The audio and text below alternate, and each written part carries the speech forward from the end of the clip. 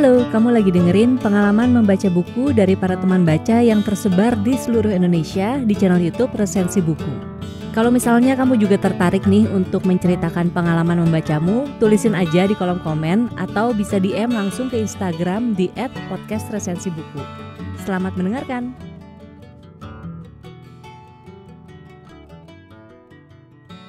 Presiden pertama kita, Insinyur Soekarno, dalam pidato peringatan Hari Ulang Tahun RI ke-21 di tahun 1966, menyebutkan jas merah, jangan sekali-kali meninggalkan sejarah. Kenapa sih sejarah punya arti penting dalam kehidupan berbangsa kita? Karena dengan mengingat sejarah, berarti kita punya cara untuk menghadapi tantangan di masa depan. Persoalannya kini, seberapa banyak orang Indonesia, terutama kaum mudanya, punya ketertarikan untuk membaca sejarah perjalanan bangsa ini? Menurut saya, bukan cerita sejarahnya yang gak menarik, tapi lebih karena kemasan dalam penyajian sejarah itulah yang kurang menarik.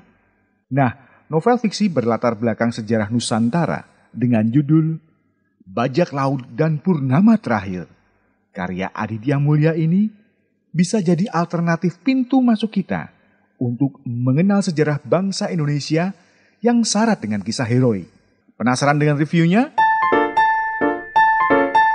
Saya, Benedictus Agung, pemilik siniar Agung Pindang Channel, mengulasnya berikut.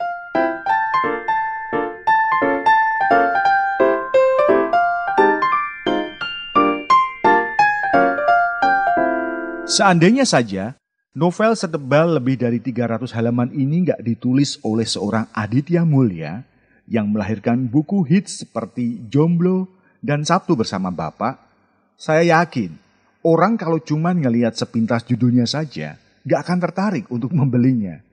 Coba ya, kita pejamkan mata, oke, dan diperjamkan, terus dengerin judulnya. Bajak Laut dan Purnama Terakhir. Kira-kira apa fantasimu? Ada quote yang bunyinya, jangan menilai buku dari sampulnya. Tapi, sampul buku ini layak untuk kita apresiasi karena unik dan dibikin oleh salah satu ilustrator terkenal di Indonesia, Apriyadi Kusbiantoro. Selain covernya bergaya pengumuman daftar pencarian orang, buku yang saya pegang ini termasuk edisi spesial karena ada tanda tangan asli dari Aditya Mulya. Novel bergenre komedi sejarah ini menurut saya bukan buku sembarangan.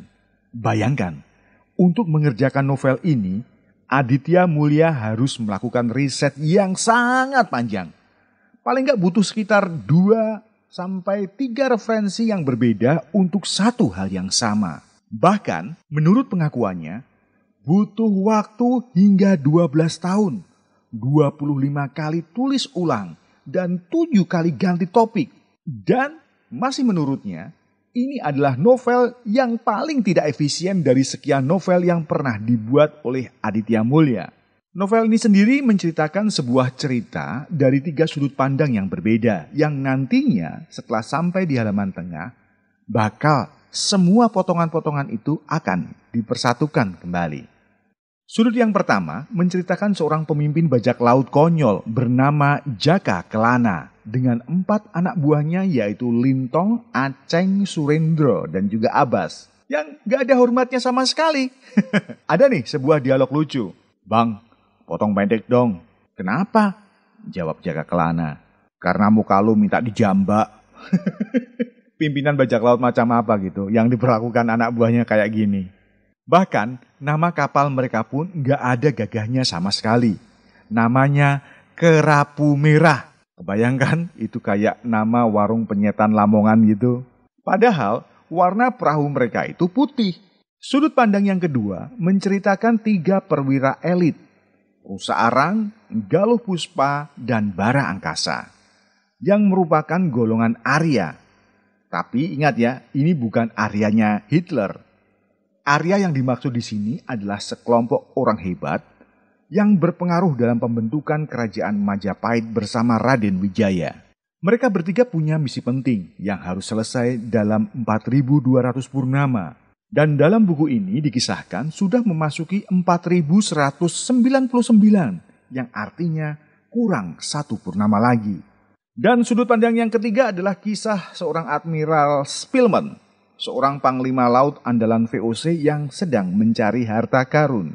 Nah, dari sini udah kebayangkan bagaimana akhirnya ketiga sudut pandang tadi bermuara. Dalam novel ini, kita bakal mendapat gambaran betapa besar dan luasnya negara kita. Bukan cuma teritorinya saja, kita bakal ketemu dengan kebudayaan leluhur yang unik dan kekayaan alam yang begitu berlimpah. Sehingga membuat sebuah perusahaan Belanda bernama VOC sampai harus berinvestasi besar-besaran untuk menancapkan kukunya di sini. Selain syarat dengan dialog lucu khas Aditya Mulya, ia juga berhasil menjungkir balikan anggapan bahwa seorang bajak laut biasanya sangat kejam, diganti dengan sosok Jaka Kelana yang sangat konyol. Dan sebenarnya tidak layak jadi bajak laut. Karena apa? Karena ia terlalu ramah, santun, dan baik hati. Bayangkan, sebelum merompak, Jaka selalu membuka dengan kalimat seperti, "Assalamualaikum, permisi, saya mau merompak boleh?" Meski sudah menisbatkan sebagai bajak laut, tapi Jaka belum pernah sekalipun berhasil merompak satu kapal pun. Sekalinya berhasil merompak kapal, ujung-ujungnya justru ia yang kena pala kapal yang dirampok. Atau kapalnya tertembak meriam dan bocor. Pokoknya setiap merompak ia selalu terkena sial.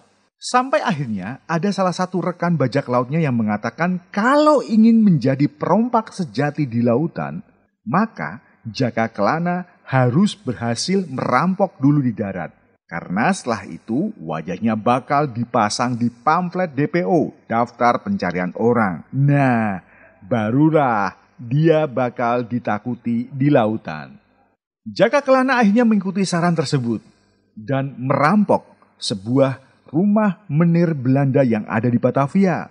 Sialnya, barang yang dia rampok merupakan barang berharga bagi VOC dan juga kerajaan Majapahit. Ia pun sukses menjadi buronan terkenal di semua tempat. Lalu, apakah Jaka Kelana berhasil ditangkap? Dan apakah dia juga tahu arti barang berharga yang telah ia curi tersebut? Baca bukunya sendiri dah. Yang saya suka dari buku ini adalah adanya suplemen gizi di tiap halamannya, berupa catatan kaki yang menjelaskan tentang lokasi kejadian atau sejarah penyebutan sebuah istilah tertentu. Sekali lagi ya, ini bukan sekedar novel komedi berlatar belakang sejarah semata. Tapi ini adalah novel komedi berlatar sejarah plus. Tetapi di balik itu semua, saya khawatir ada pembaca yang bakalan mengalami kepleset sejarah. Karena, sekali lagi ya, sebagai sebuah novel, semua yang dikisahkan dalam buku ini adalah cerita fiksi yang secara sengaja difabrikasi oleh penulisnya. Dan ini sudah diakui oleh Aditya Mulya.